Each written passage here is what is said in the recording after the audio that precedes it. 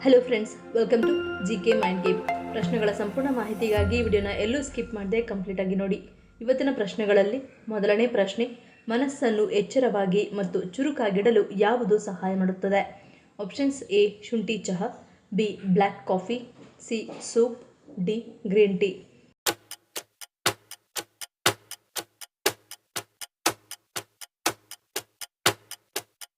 ಸರಿಯಾದ ಉತ್ತರ option B black coffee.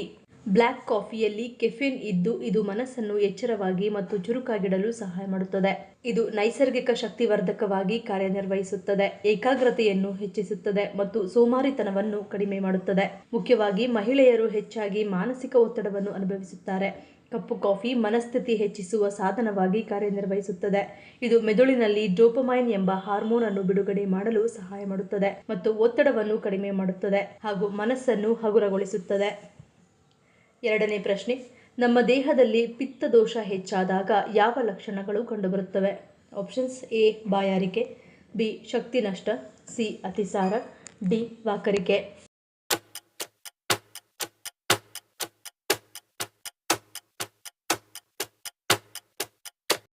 ಸರಿಯಾದ ಉತ್ತರ ಆಪ್ಷನ್ ಎ ಮತ್ತು ಬಿ.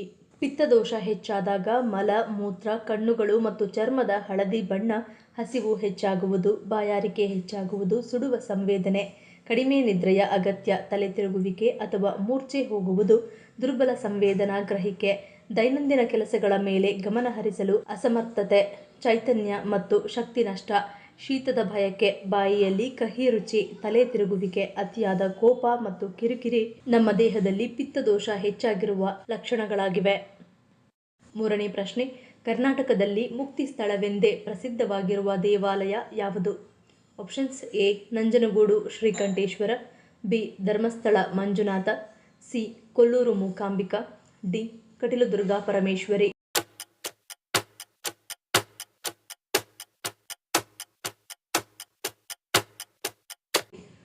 ಸರಿಯಾದ ಉತ್ತರ ಆಪ್ಷನ್ ಸಿ ಕೊಲ್ಲೂರು ಮೂಕಾಂಬಿಕಾ.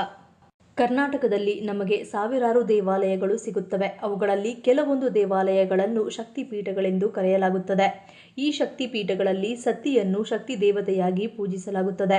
ಭಾರತದ ವಿವಿಧ ಭಾಗಗಳಲ್ಲಿ ಅನೇಕ ಶಕ್ತಿಪೀಠಗಳಿವೆ. ಅದರಂತೆ ಕರ್ನಾಟಕದಲ್ಲೂ ಕೂಡ ಶಕ್ತಿಪೀಠಗಳಿವೆ. ಇಲ್ಲಿನ ಶಕ್ತಿ ದೇವತೆಯನ್ನು ಕೊಲ್ಲೂರು ಮೂಕಾಂಬಿಕೆ ಎಂದು ಕರೆಯಲಾಗುತ್ತದೆ.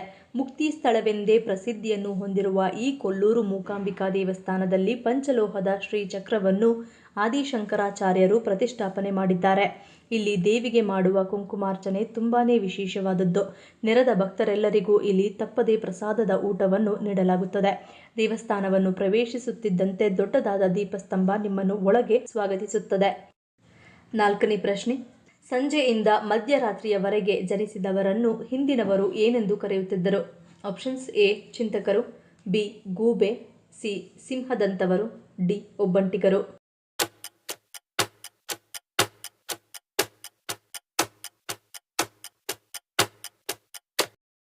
ಸರಿಯಾದ ಉತ್ತರ ಆಪ್ಷನ್ ಬಿ ಗೂಬೆ. ಸಂಜೆ 6ರಿಂದ ಮಧ್ಯರಾತ್ರಿ 12ರವರೆಗೆ ಜನಿಸಿದವರನ್ನು ಗೂಬೆ ಎಂದು ಕರೆಯಲಾಗುತ್ತದೆ. ಏಕೆಂದರೆ ಇವರು ರಾತ್ರಿಯ ಸಮಯದಲ್ಲಿ ಹೆಚ್ಚು ಚೈತನ್ಯವಂತರಾಗಿರುತ್ತಾರೆ. ಇವರಲ್ಲಿ ಆಳವಾದ ಚಿಂತನೆ, ಆತ್ಮವಿಶ್ವಾಸ ಮತ್ತು ಪರಿಪೂರ್ಣತೆಯ ಬಯಕೆಯು ಪ್ರಮುಖವಾಗಿರುತ್ತದೆ. ಇವರು ಸಾಮಾನ್ಯವಾಗಿ ತಮ್ಮ ಭವಿಷ್ಯದ ಬಗ್ಗೆ ದೀರ್ಘಕಾಲೀನ ಯೋಜನೆಗಳನ್ನು ರೂಪಿಸುವವರು. ಈ ವ್ಯಕ್ತಿಗಳು ಇತರರಿಗೆ ಸಹಾಯ ಮಾಡುವ ಗುಣವನ್ನು ಹೊಂದಿದ್ದು ಸಮಾಜದಲ್ಲಿ ಒಳಿತನ್ನು ತರುವ ಕಾರ್ಯಗಳಲ್ಲಿ ತೊಡಗಿಕೊಳ್ಳುವ ಸಾಧ್ಯತೆ ಹೆಚ್ಚು. ಇವರ ಆತ್ಮವಿಶ್ವಾಸವು ಕೆಲವೊಮ್ಮೆ ತಮ್ಮ ತೀರ್ಮಾನಗಳನ್ನು ದೃಢವಾಗಿ ತೆಗೆದುಕೊಳ್ಳಲು ಕಾರಣವಾಗುತ್ತದೆ. ಆದರೆ ಇದು ಇತರರಿಗೆ ಸ್ವಲ್ಪ ಒಡ್ಡಾಟದಂತೆ ಕಾಣಬಹುದು. ಈ ವ್ಯಕ್ತಿಗಳು ಸಾಮಾಜಿಕ ಕಾರ್ಯಕರ್ತರಾಗಿ, ಶಿಕ್ಷಕರಾಗಿ ಅಥವಾ ಆಡಳಿತಗಾರರಾಗಿ ಯಶಸ್ವಿಯಾಗುವ ಸಾಧ್ಯತೆಯನ್ನು ಹೊಂದಿರುತ್ತಾರೆ. ಐದನೇ ಪ್ರಶ್ನೆ, ರಾವಣ ಯಾವಾಗಲೂ ಒಬ್ಬಂಟಿಯಾಗಿಯೇ ಏಕೆ ಮಲಗುತ್ತಿದ್ದ? ಆಪ್ಷನ್ಸ್: ಎ ರಕ್ಷಣೆ, ಬಿ ತೊಂದರೆಯಾಗದಿರಲು, ಸಿ ಗೊರಕೆ, ಡಿ ಅತಿಯಾದ ನಿದ್ದೆ.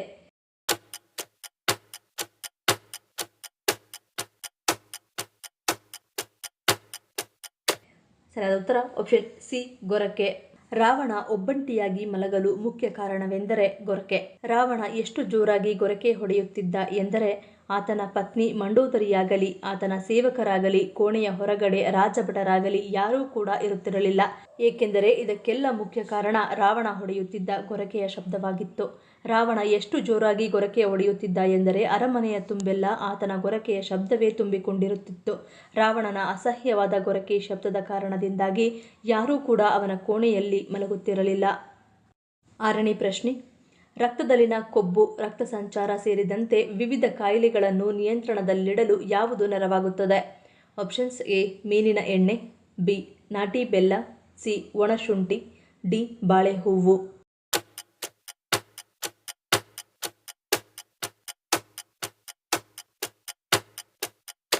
ಸರಿಯಾದ ಉತ್ತರ ಆಪ್ಷನ್ ಎ ಮೀನಿನ ಎಣ್ಣೆ. ಮೀನಿನ ಎಣ್ಣೆ ಟ್ರೈಗ್ಲಿಸರೈಡ್ ಅನ್ನು ಕರಗಿಸಲು ಸಹಾಯ ಮಾಡುವುದಲ್ಲದೆ ರಕ್ತದಲ್ಲಿನ ಕೊಬ್ಬು, ರಕ್ತ ಸಂಚಾರ ಸೇರಿದಂತೆ ವಿವಿಧ ಕಾಯಿಲೆಗಳನ್ನು ನಿಯಂತ್ರಣದಲ್ಲಿ ಇಡಲು ಸಹಾಯ ಮಾಡುತ್ತದೆ. ಟೈಪ್ 2 ಮಧುಮೇಹದಿಂದ ಬಳಲುತ್ತಿರುವ ರೋಗಿಗಳಿಗೆ ಮೀನಿನ ಎಣ್ಣೆ ತುಂಬಾ ಪ್ರಯೋಜನಕಾರಿ. ಇವುಗಳ ನಿಯಮಿತ ಸೇವನೆಯಿಂದ ರಕ್ತದಲ್ಲಿನ ಸಕ್ಕರೆಯನ್ನು ನಿಯಂತ್ರಿಸಲು ಸಹಾಯ ಮಾಡುತ್ತದೆ. ಒಮೆಗಾ 3 ಕೊಬ್ಬಿನಾಮ್ಲಗಳ ಸೇವನೆ ಮೆದುಳಿನ ಆರೋಗ್ಯಕ್ಕೆ ಬಹಳ ಪ್ರಯೋಜನಕಾರಿಯಾಗಿದ್ದು ನೆನಪಿನ ಶಕ್ತಿ ಹೆಚ್ಚಿಸುವುದರ ಜೊತೆಗೆ ಆಲ್ಝೈಮರ್ ಕಾಯಿಲೆ ಬರುವುದನ್ನು ತಡೆಯುತ್ತದೆ. ದೇಹದ ಪ್ರತಿರಕ್ಷಣಾ ವ್ಯವಸ್ಥೆಯನ್ನು ಬಲಪಡಿಸಲು ಮೀನಿನ ಎಣ್ಣೆ ಸಹ ಸಹಾಯ ಮಾಡುತ್ತದೆ. ಇದರಲ್ಲಿರುವ ಒಮೆಗಾ 3 ಕೊಬ್ಬಿನಾಮ್ಲಗಳು ಶೀತ ಮತ್ತು ಜ್ವರ ಬಾರದಂತೆ ತಡೆಯುತ್ತದೆ. ಅಲ್ಲದೆ ಇದು ಶ್ವಾಸಕೋಶವನ್ನು ಆರೋಗ್ಯವಾಗಿಡಲು ಸಹಾಯ ಮಾಡುತ್ತದೆ. 7ನೇ ಪ್ರಶ್ನೆ, ಪಿಜ್ಜಾವನ್ನು ಪಿಜ್ಜಾ ಎಂದು ಕರೆಯುವ ಮೊದಲು ಏನೆಂದು ಕರೆಯಲಾಗುತ್ತಿತ್ತು? Options: A bread, B pancake, C pie, D puff.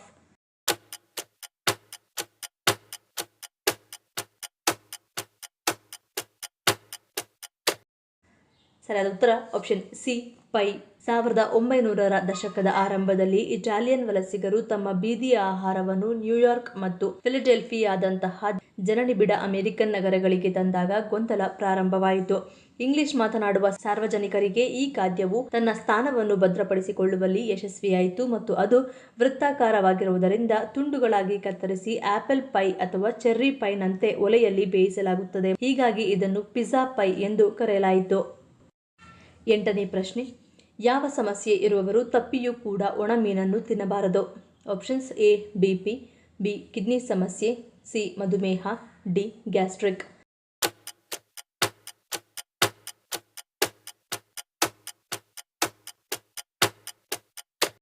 ಸರಿಯಾದ ಉತ್ತರ ಆಪ್ಷನ್ ಎ ಮತ್ತು ಬಿ. ಒಣಮೀನು ತಿನ್ನುವುದರಿಂದ ಹಲವು ಆರೋಗ್ಯ ಪ್ರಯೋಜನಗಳಿವೆ. ಆದರೆ ಒಣಗಿಸಿ ಸಂಗ್ರಹಿಸುವಾಗ ಅದಕ್ಕೆ ಹೆಚ್ಚಿನ ಪ್ರಮಾಣದ ಉಪ್ಪನ್ನು ಸೇರಿಸಲಾಗುತ್ತದೆ. ಇದರಿಂದಾಗಿ ಒಣಗಿದ ಮೀನಿನ ಸೋಡಿಯಂ ಅಂಶವು ಗಮನಾರ್ಹವಾಗಿ ಹೆಚ್ಚಾಗುತ್ತದೆ. ಆಹಾರದಲ್ಲಿ ಹೆಚ್ಚಿನ ಪ್ರಮಾಣದಲ್ಲಿ ಸೋಡಿಯಂ ಭರಿತ ಆಹಾರವನ್ನು ಸೇವಿಸುವುದರಿಂದ ರಕ್ತದೊತ್ತಡ ಮತ್ತು ಮೂತ್ರಪಿಂಡದ ಸಮಸ್ಯೆಗಳು ಉಂಟಾಗಬಹುದು. ನಿಮಗೆ ಈಗಾಗಲೇ ರಕ್ತದೊತ್ತಡ ಅಥವಾ ಮೂತ್ರಪಿಂಡಕ್ಕೆ ಸಂಬಂಧಿಸಿದ ಯಾವುದೇ ಸಮಸ್ಯೆ ಇದ್ದರೆ ಒಣಗಿದ ಮೀನು ತಿನ್ನುವ ಮೊದಲು ಖಂಡಿತವಾಗಿಯೂ ವೈದ್ಯರನ್ನು ಸಂಪರ್ಕಿಸುವುದು ಉತ್ತಮ. 9ನೇ ಪ್ರಶ್ನೆ, ರಕ್ತಹೀನತೆ ಮತ್ತು ಆಯಾಸದಿಂದ ಉಂಟಾಗುವ ಕಾಯಿಲೆಗಳಿಂದ ಪರಿಹಾರ ಪಡೆಯಲು ಯಾವುದನ್ನು ಸೇವಿಸಬೇಕು? ಆಪ್ಷನ್ಸ್: ಎ ಕಬ್ಬಿನ ಹಾಲು, ಬಿ ಬೂದಗುಂಬಳ ಜ್ಯೂಸ್, ಸಿ ಹುಣಸೆ ಎಲೆ ರಸ, ಡಿ ಗರಿಕೆ ಹುಲ್ಲಿನ ರಸ.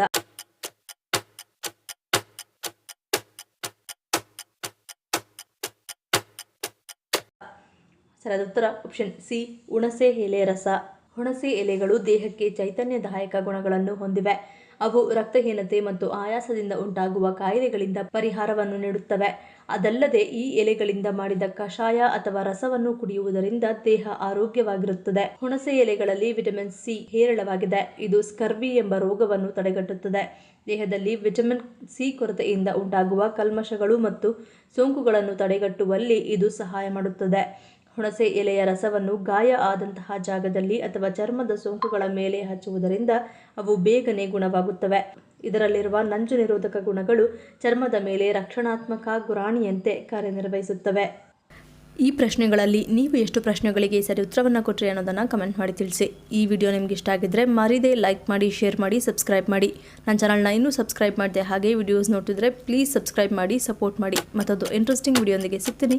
Until love you all, take care.